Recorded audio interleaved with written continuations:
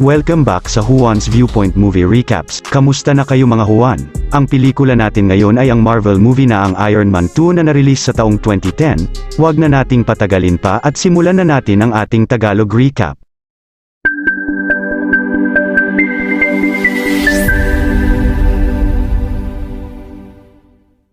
Nagsimula ang pelikula sa Russia kung saan pinapalabas sa telebisyon ang announcement ni Tony Stark na siya si Iron Man habang si Anton Vanko ay nag-aagaw buhay. Lumapit sa kanya ang anak niya na si Ivan Vanko at sinabi niya sa kanya na dapat ay siya ang nasa posisyon ni Tony Stark. Nagpasensya siya kay Ivan at sinabing ang maibibigay lang niya sa kanya ay ang kaalaman niya.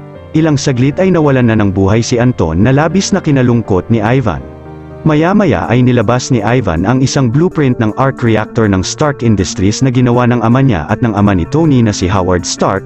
Pagkatapos ay sinimulan niyang gumawa sa bahay nila ng sariling arc reactor niya at matapos ang mahabang oras na paggawa nito ay nagtagumpay si Ivan na makagawa ng kanyang sariling arc reactor.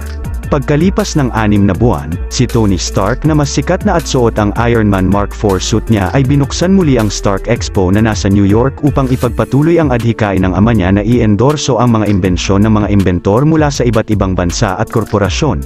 Ilang saglit pagpunta ni Tony sa backstage ay napansin niyang 19% na ang toxicity level sa dugo niya. Pag-alis ni Tony sa expo kasama ang driver niya na si Happy ay kinausap siya ng isang babaeng marshal at binigay sa kanila ang letter na pinapatawag raw si Tony Stark sa Senate Committee bukas ng umaga.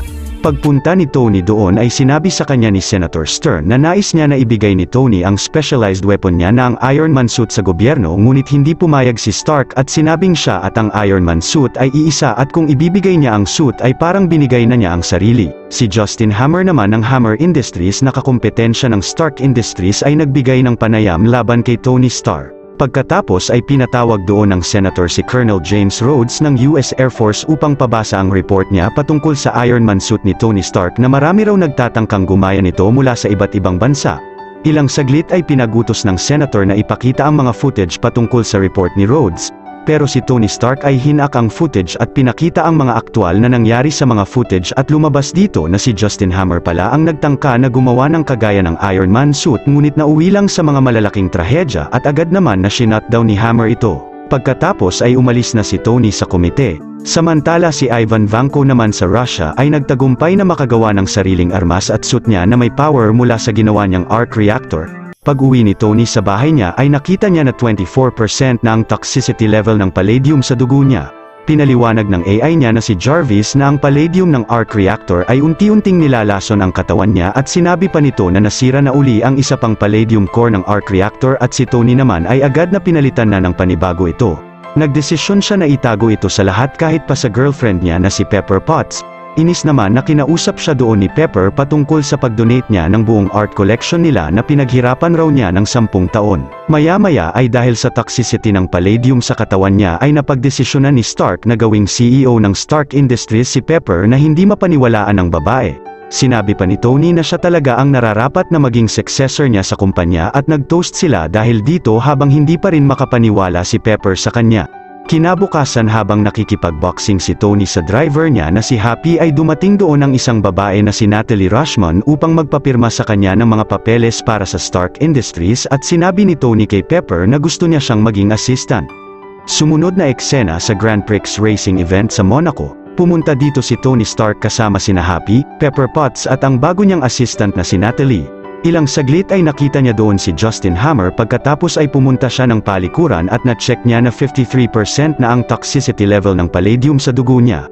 Maya-maya ay pinalitan ni Tony ang race car driver na nagre-represent ng Stark Industries upang siya ang mag-drive ng race car nila sa karera. Nang nagsimula na ang karera ay nandoon rin si Ivan Vanko na nagpanggap na isang mekaniko. Pumunta siya sa gitna ng racetrack at inactivate niya dito ang suit niya at ang kanyang dalawang mga armas. Ilang saglit ay mabilis na nilatigo ni Ivan ang kotse ng isang racer doon at madaling nahati niya ito sa dalawa at naaksidente. Sina Pepper Potts at Happy naman ay agad na pinuntahan si Tony sa racetrack ngunit nagawang malatigo rin ni Ivan ang kotse ni Tony Stark at nahati rin niya ito sa dalawa at naaksidente sa track. Naglakad palapit si Ivan Vanko kay Tony habang ang iba pang mga race car ay iniwasang masagasaan sila at nagkabanggaan at sumabog sa likod niya. Hinampas uli ni Vanko ang kotse ni Stark ngunit wala na siya doon.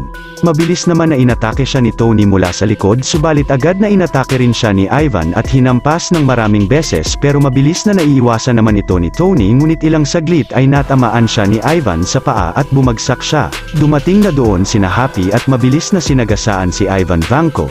Ngunit nang sasakay na si Tony sa kotse nila ay agad na inatake uli siya ni Ivan pero inipit uli siya ni Happy sa gilid ng track. Agad naman hinagis ni Pepper ang case na ang Iron Man suit niya na ang Mark V na mabilis na sinuot naman ni Tony Stark doon, at nang aatakihin na niya si Vanko ay mabilis na inatake siya ng lalaki gamit ang armas niya ng maraming beses.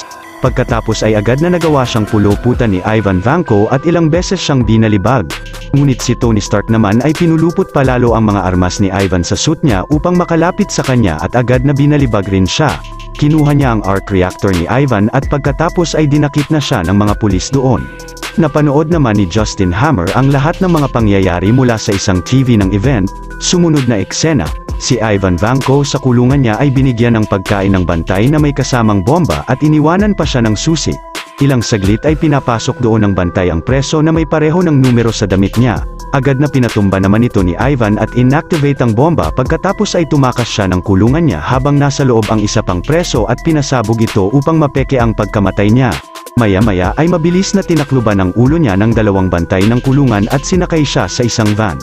Ilang saglit ay dinala siya ng dalawang bantay kay Justin Hammer na nasa tapat ng eroplano niya. Pinakain ni Hammer si Ivan doon at sinabing nakita niya ang ginawa niya kay Tony Stark at gamit ang yaman niya ay nais niyang maging taga-suporta niya sa mga gawa niya. Natuwa at pumayag naman si Ivan kay Hammer. Samantala si Tony Stark naman ay nalaman mula kay Jarvis na si Anton Vanko na isang Russian physicist na pumanig sa Amerika ngunit hindi nagtagal ay inakusahan ng pagiging spy at pinadeport sa Russia. Ang anak naman niya na si Ivan Vanko na isa ring physicist ay nakulong ng 15 years dahil sa pagbebenta ng mga iligal na armas. Maya-maya ay dumating doon si Rhodes at inakay siya papunta sa table niya at pinalitan ni Tony ang nasunog na namang palladium core ng arc reactor niya. Sa sunod na eksena, si Justin Hammer ay dinala si Ivan Vanko sa Amerika sa facility niya kung nasaan ang mga prototype ng mga suit niya na ginaya niya kay Tony Stark. Sinabi ni Hammer kay Ivan na gusto niyang gumawa siya ng mas advanced na suit sa Iron Man na ipapakita niya sa Stark Expo. Sumagot si Ivan na kaya niyang gawin iyon na labis na ikinatuwa ni Hammer. Kinabukasan, dahil sa paniniwala ni Tony na malapit na siyang mamatay ay nagdaos siya ng kaarawan niya sa bahay niya at nag-imbita pa siya ng maraming tao doon. Dahil naman sa sobrang kalasingan ay aksidenteng nakabasag si Stark ng salamin sa bahay niya. Ang mga tao naman doon ay naghahagis pa ng mga bote ng alak at pinapasabog niya ito sa ere na maaring ikapahamak ng lahat. Nakita ito ni Colonel Rhodes at pumunta siya sa workshop ni Tony Stark at sinuot ang Iron Man Mark II suit niya pagkatapos ay pinaalis ang lahat ng mga tao sa party. Puwersahang pina-shutdown ni Rhodes ang suit ni Stark ngunit mabilis na hinampas siya ni Tony sa isang pader at binato naman siya ni Rhodes. Kumuha ng gamit si Tony at hinampas ito sa kanya at tumalsik siya. Nakakuha rin si Rhodes ng gamit doon at pinaghahampas nito si Tony ng maraming beses at si Tony ay bumagsak rin. Ilang saglit ay bumagsak sila sa mas mababang level ng bahay ni Stark pagkatapos ay mabilis na inatake ni Tony Stark si Rhodes at pinaggugulpi. Bumangon si Colonel Rhodes at nakipagsuntukan siya kay Tony Stark ngunit napabagsak agad siya ni Tony subalit si Rhodes naman ay agad na hinampas siya ng table doon. Pagkatapos ay nagtutukan sila ng mga repulsor nila sa kamay at sabay umatake gamit ang mga ito na sumabog ng malakas sa gitna nila. Maya-maya ay nagising si Tony Stark mula sa pagsabog at nakita niya si Colonel Rhodes na umalis doon na suot ang Mark II suit niya. Sumunod na eksena, dinala ni Rhodes ang suit sa US Air Base sa California habang suot ito. Samantala si Tony Stark naman na kumakain ng donut sa bubong ng isang restaurant ay pinuntahan ni Nick Fury. Maya-maya ay pinakilala niya si Agent Natasha Romanoff ng SHIELD na naka-assign raw upang mag-undercover sa kumpanya niya. Ilang saglit ay inutusan ni Nick si Natasha na mag-inject ng lithium dioxide sa kanya at ito raw ay pansamantalang magpapagaling sa toxicity ng palladium sa dugo niya. Sinabi naman ni Stark na nag-test na siya ng maraming elemento ngunit wala siyang nahanap na kapalit para sa palladium ng kanyang arc reactor. Sumagot si Nick Fury na sigurado siya na hindi pa niya nasusubukan ang lahat ng elemento. Si Justin Hammer naman ay binisita ang ginagawa ni Ivan Vanko sa facility niya at napansin ni Hammer na hindi mga suit na katulad sa Iron Man ang ginagawa ni Ivan kundi mga drones na kinainis niya. Sumagot si Ivan na nagdudulot ng problema ang tao at mas mabuting gamitin ang mga drones. Sinabi naman ni Hammer na siguraduhin niyang maganda ang kalalabasan nito sa Expo. Samantala, si Colonel Rhodes ay pinakita ang Mark II suit sa General at sinabi nito sa kanya na papuntahin doon si Justin Hammer upang i-upgrade ang mga armas nito at ma-introduce sa Expo. Napilitang sumang-ayon naman si Rhodes kahit hindi niya gusto ang order ng General. Pinagpatuloy naman nila Nick at Tony ang usapan nila sa wasak na bahay niya. Sinabi ni Nick dito na ang ama niya ay isa sa mga founding member ng SHIELD at sinabi ng ama niya dati na siya lang ang makakatuklas kung anong elemento ang kailangan ipalit sa palladium ng arc reactor. Pagkatapos ay binigay sa kanya ang case na pagmamay-ari ng ama niya na si Howard at iniwanan na siya doon.